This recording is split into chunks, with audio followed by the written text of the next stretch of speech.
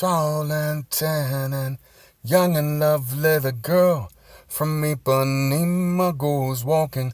When she passes, each one she passes goes. Ah. When she moves, it's like a samba. She swings so smooth and sways so gentle that when she passes, each one she passes goes. Ah. And I watch her so sadly.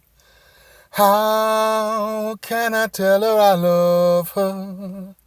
'Cause each day when she walks to the sea, she looks straight ahead, not at me.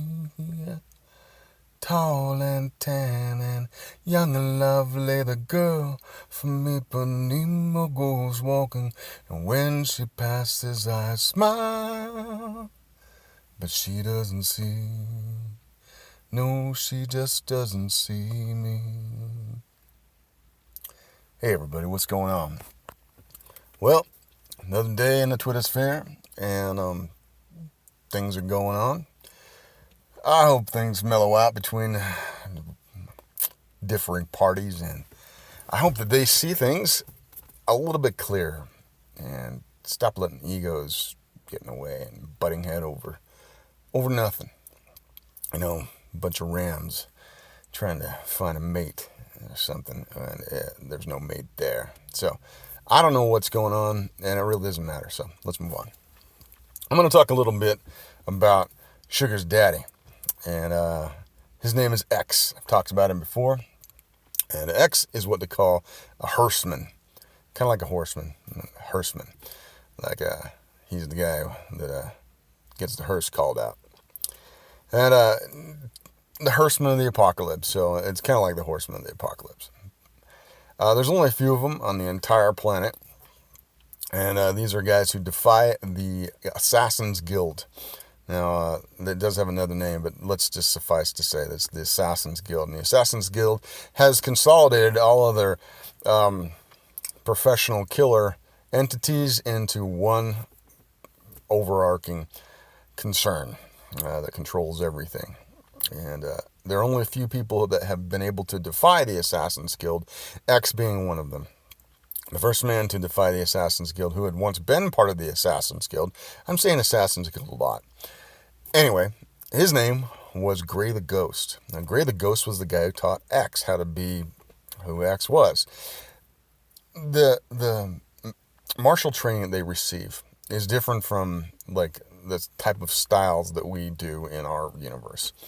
If you practice what they teach, you're going to learn all the stuff that makes you deadly. But at one point in your training, you will start to differentiate from other people. You will gain skills that are innate to you. And thus you kind of become a superhero, a supervillain, or a metahuman, superhuman.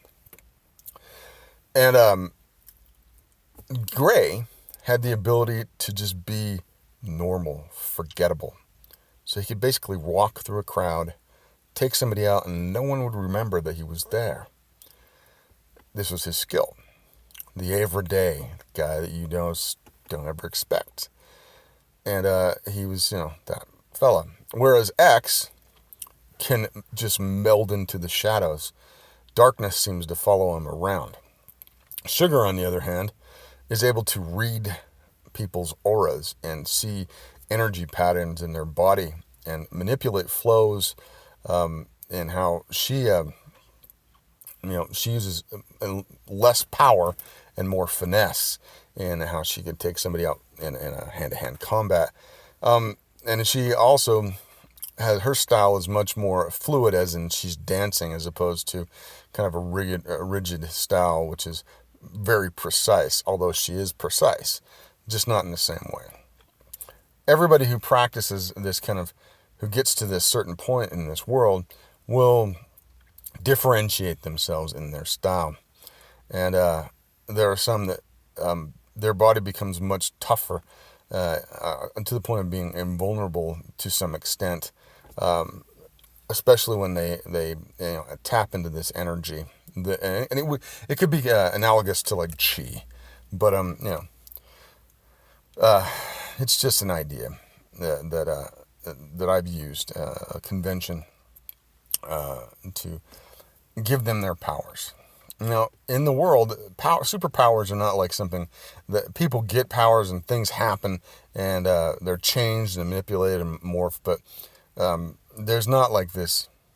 Everybody has superpowers. It's not that way. You got to work for them, or something's got to fundamentally change you, and it's not going to be a pleasant thing. Some of the things that happen in a lot of the comic books that we read, the powers are given through like, here you go, here's a ring. Now there is somewhat with that. With Sugar, she gets given an object that gives her kind of cosmic powers, but again, it's one of those things where she pays a price for it. And maybe Hal Jordan and the rest of the Corps, they pay a price for carrying the ring around, depending on which Corps you're in.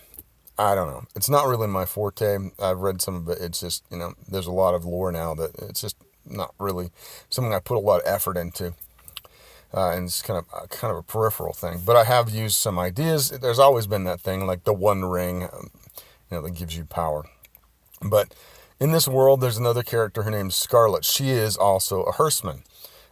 She's another protege or apprentice of Gray the Ghost, just like X. In fact, she was the second one. She had a relationship with X, and now the two of them are on the outs. She's actually full on nuts.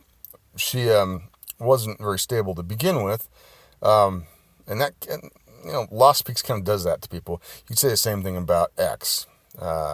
He's got some damage from his upbringing. It makes him very closed off, very hardened, and it put him in a certain place and caused him to react and follow a certain path in life.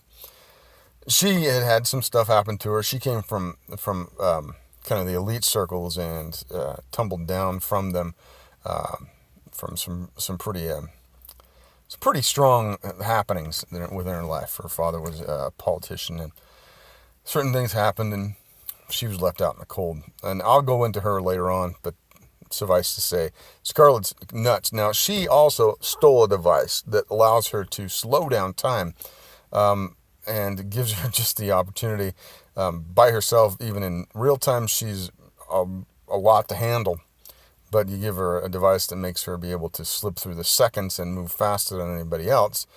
And she's just bloodthirsty. She just likes to kill anybody, everybody, anybody, men, women, children. She didn't care. The guild kind of has control of her, but she's a Hearseman, but they kind of control her because she's like this loose cannon.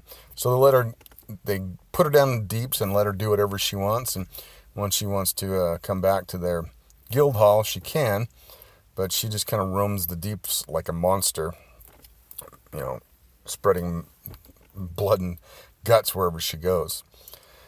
There's another Hearseman who's an associate of X and of Sugar. His name is Killer Cadillac. And I don't know if I talked about him before, but he is the X-Hand of God for the Universal Church. He wears all red. He wears like a zoot suit. And this kind of goes back to my thing in the 90s when there was like the swing scene. I like the zoot suits. I still like them. I think they're cool. And they go back to like the 30s and 40s. I think that style back then really had a lot going for it. I wish it had come back. And he wears a big broad brim tanto. And, just think of like a zoot suited pimp. He kind of looks like that. But he was once what is essentially a cardinal in the Catholic Church of their world, which is the Universal Church. And he'd go around the world and do their business, taking out the trash and as doing assassinations for the church. Until one point, he becomes disillusioned with what the church is doing, why they do it. And he just goes off and comes to Lost Peaks and sets himself up as a pimp and a casino owner. And so he runs one of the most prestigious brothels in all of Lost Peaks. Now, Lost Peaks is a place where, most things are legal. And if they're not legal, most times they look askance of it. If, you have high enough power, they just kind of let it go. There are some hard, fast rules, but the Federate tries to impose some stuff, but The nation of Lost Peaks is kind of just freewheeling because of how the claims are run.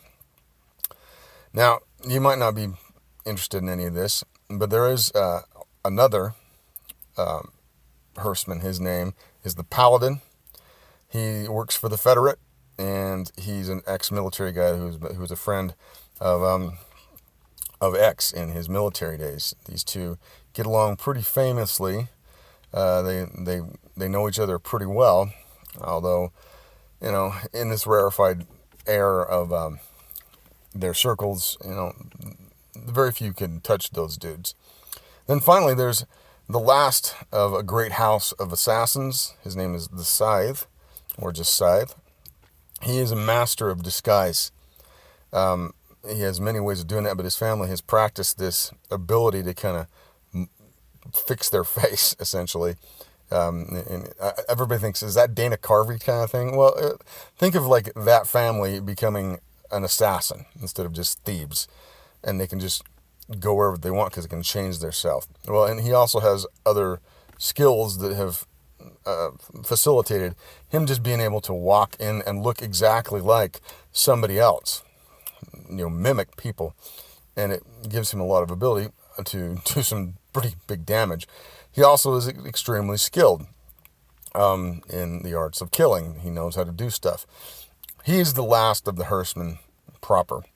You could probably say that if you want to, there are some other ancillary characters, but Sugar could be considered one of these, or she's getting right to that point where everybody in the world should be pretty afraid of this guy, even the elite. Look at this girl. I am coming to the end. This wasn't the greatest or best, but have a great day. See you. Bye-bye.